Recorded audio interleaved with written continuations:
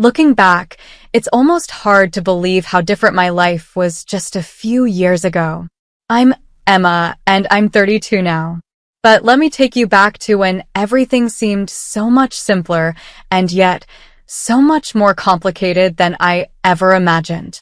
I was teaching middle school in Portland, Oregon, a job that I genuinely loved. My days were filled with the familiar routine of lesson plans, grading papers, and those occasional moments of inspiration when a student finally grasps a concept. Outside of school, my life was quiet. I enjoyed solitary walks in the park, curled up with a good book on rainy afternoons, and the peace of a small, orderly apartment.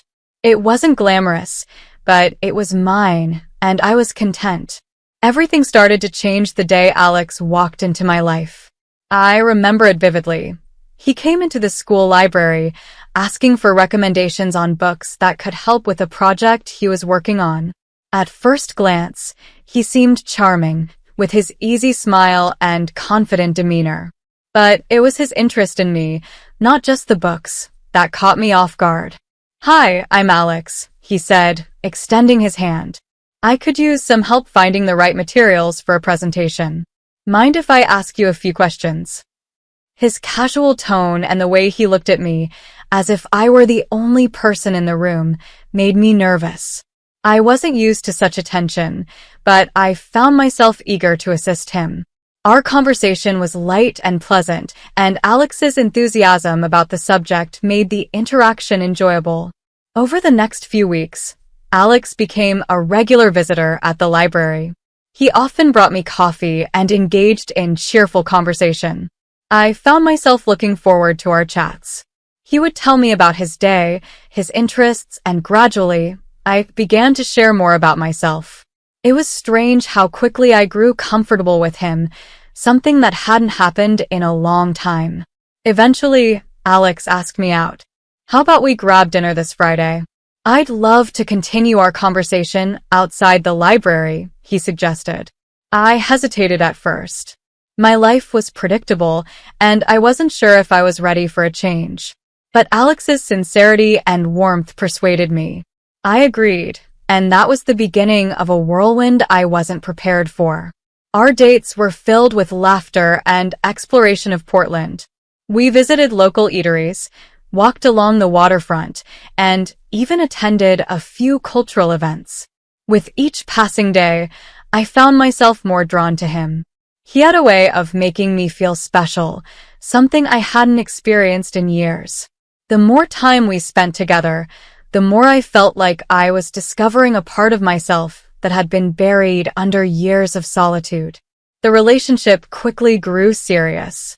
Alex proposed one evening during a quiet dinner, his eyes sparkling with affection. "Emma, I can't imagine my life without you. Will you marry me?" His proposal was simple yet heartfelt, and overwhelmed by my feelings for him, I said yes. It wasn't long before I met Alex's parents, Diana and Robert. I had heard a lot about them from Alex, but nothing prepared me for the reality. They were older, Diana being 65 and Robert the same age, and their presence was imposing. Their home was grand, filled with opulence and a certain coldness that made me uncomfortable. "Emma, it's a pleasure to meet you," Diana said, but her smile didn't quite reach her eyes. Robert's greeting was equally formal, his handshake firm but distant. They scrutinized me with a gaze that seemed to assess my worthiness. The initial meetings were strained. They seemed to disapprove of my background, my job as a teacher, and even my simple attire. Despite Alex's reassurances, I felt uneasy. It was clear that Diana and Robert had expectations that I didn't meet. Things took a turn for the worse when Diana and Robert insisted on a prenuptial agreement. "It's just a formality," Diana insisted, her tone leaving no room for argument. "We want to ensure that everything is handled properly." Signing the agreement was a blow to my self-esteem. It made me feel distrusted and undervalued. Yet, out of love for Alex and a hope that things would get better, I reluctantly agreed. We had a modest wedding ceremony, and soon after, I moved into Alex's house. Life at the house was different from what I had imagined. Diana and Robert made frequent visits, each one more uncomfortable than the last. They treated me as though I were an outsider, and Alex, instead of defending me, seemed to join in their disapproving attitude. I found myself feeling increasingly isolated and undervalued in what was supposed to be my new home. Then came the turning point in our story, an inheritance from my great-aunt.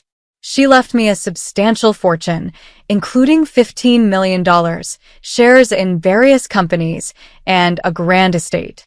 The moment the news broke, Alex and his parents' demeanor changed drastically. Their previously cold attitude turned into excessive attentiveness and care, which only made me more suspicious. It was then that I started to see the cracks in the facade. The way Alex and his parents suddenly showered me with affection seemed too calculated. Little did I know, the worst was yet to come. Once I moved into Alex's house, I expected things to settle into a new routine, but life had other plans.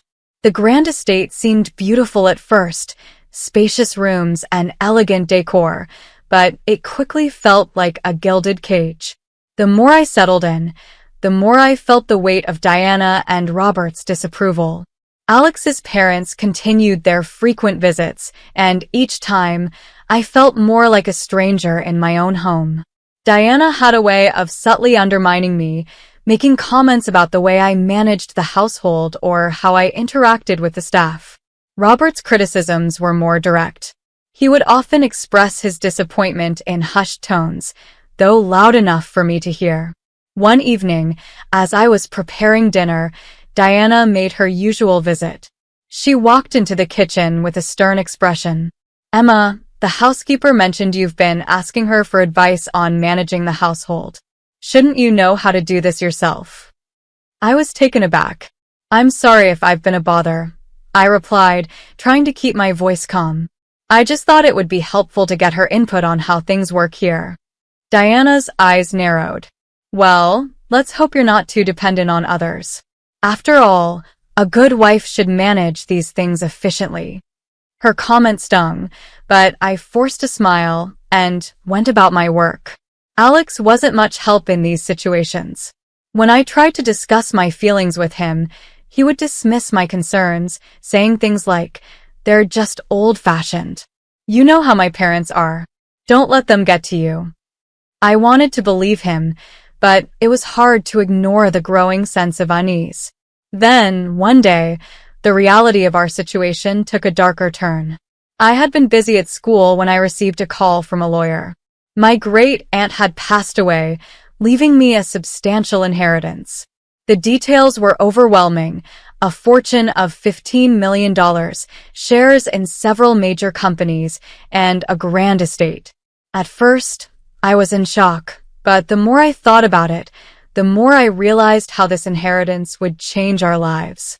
I hoped it would improve things, but it seemed like the opposite was happening. The moment Alex and his parents learned about the inheritance, their behavior toward me shifted dramatically. Alex became unusually attentive. He was suddenly very interested in my daily activities, always asking about my plans and trying to be more involved in everything I did. Diana and Robert also began treating me with an exaggerated kindness.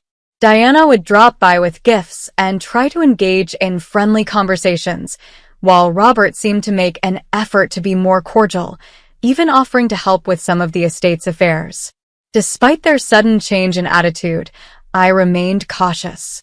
Their previous behavior had left a deep impression, and I couldn't shake the feeling that something was off. My suspicions were confirmed one evening when I overheard a conversation between Alex and his parents. I had been working late in the study, and the door was slightly ajar. I heard Alex's voice, low and conspiratorial. "We need to get Emma to have a child soon. It's the best way to secure our share of her inheritance." Diana's voice was just as cold. "We'll need to be careful. If she starts to feel pressured, she might back out. We need to make it seem like it's her idea." I felt my heart drop. The betrayal was crushing. They weren't interested in me for who I was. They were only interested in the wealth I brought into the relationship. The realization hit me hard, and I knew I had to make a decision. The following day, I confronted Alex.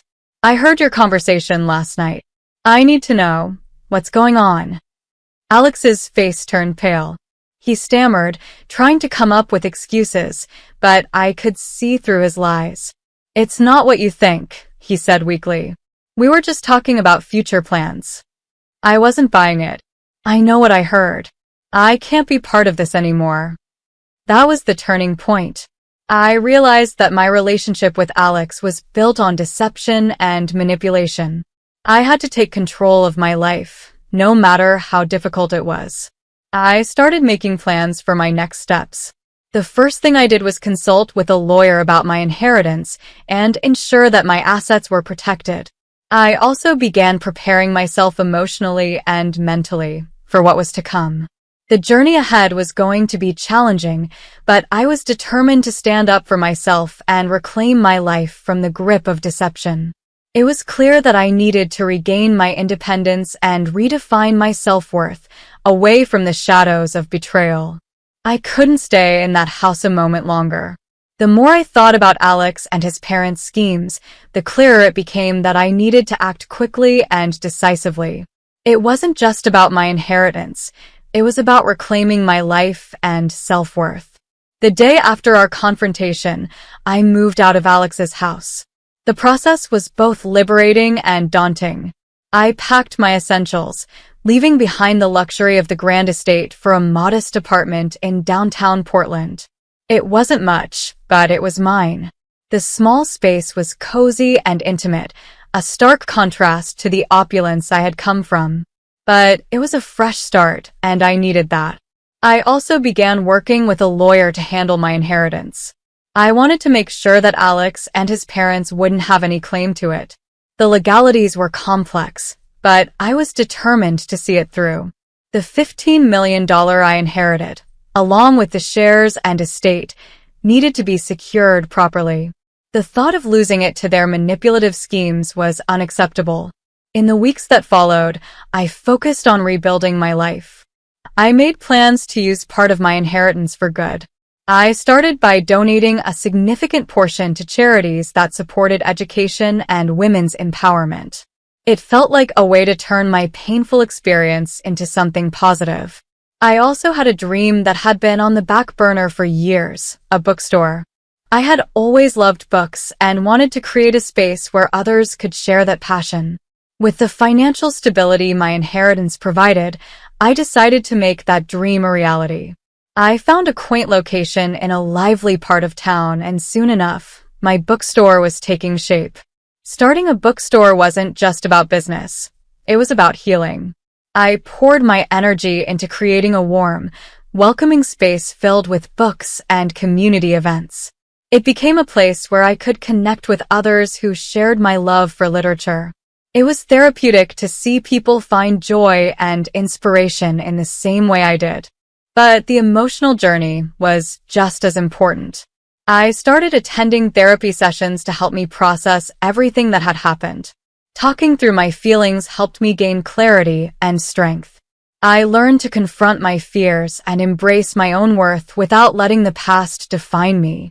One day, as I was setting up a book display in my store, I received an unexpected visitor, Diana. She walked in, her demeanor as cold as ever. She had always been controlling and manipulative, but seeing her now, I felt a strange mixture of anger and calm. "Emma," she said with forced politeness, "I came to see how you're doing. Alex and I were concerned about you." I looked at her with guarded eyes. "I'm doing just fine, Diana. I'm getting back on my feet and focusing on what's important to me now." Diana's smile faltered. "I hope you're not holding any grudges. After all, Alex and I were only trying to ensure the best for you and for our family." Her words were infuriating, but I managed to keep my composure. "It's clear to me now that you were never interested in what was best for me. You were only interested in what you could gain." Diana's face tightened, and she left the store abruptly. It was the closure I needed. I didn't need their validation or approval anymore. I had found my path and was moving forward, one step at a time. As I settled into my new life, I found a sense of peace I hadn't felt in a long time. The betrayal from Alex and his family had been painful, but it had also been a catalyst for my personal growth. I learned to trust myself and embrace my independence fully. The journey wasn't over, but I had come a long way from where I started. My bookstore was thriving, and I was surrounded by people who valued me for who I was, not for what I had. I had regained control of my destiny and rediscovered my self-worth. My bookstore quickly became a community hub, and it was more than I had ever dreamed. Every day, as I greeted customers and engaged with fellow book lovers, I felt a deep sense of satisfaction. This was my space, created from my dreams and resilience, and it was thriving. It was a place where I could share my passion for literature and foster connections with others who appreciated the same things I did. I continued to invest in causes close to my heart. The charitable donations I made with my inheritance were changing lives, and knowing that I was making a positive impact in the world was incredibly fulfilling. It gave me a sense of purpose beyond my personal recovery and reminded me that my experience, however painful, could lead to something meaningful. Despite the positive changes in my life, there were still moments of reflection. One evening, as I was closing the bookstore, I found myself looking back on everything that had happened. I had faced betrayal and manipulation, but those experiences had shaped me into a stronger and more self-assured person. It was bittersweet to acknowledge how much I had grown, but I was proud of my resilience. I remember one particular day when I sat in my small but charming apartment, sipping coffee and reflecting on my journey. I felt a sense of completeness that had eluded me for so long. My life was now filled with purpose and joy, far removed from the deceit and control I had once endured. One evening, as I hosted a small book reading event at the store, I took a moment to look around at the faces of the people who had come to support me. I realized that I had built a new community of friends and supporters who valued me for who I was, not for what I had. The sense of belonging and appreciation I felt was a stark contrast to the cold indifference of Alex and his parents. As the night ended and I closed up the store, I raised a toast to myself. It was a simple gesture, but it represented so much more. It was a celebration of my journey from betrayal to empowerment, from heartbreak to happiness.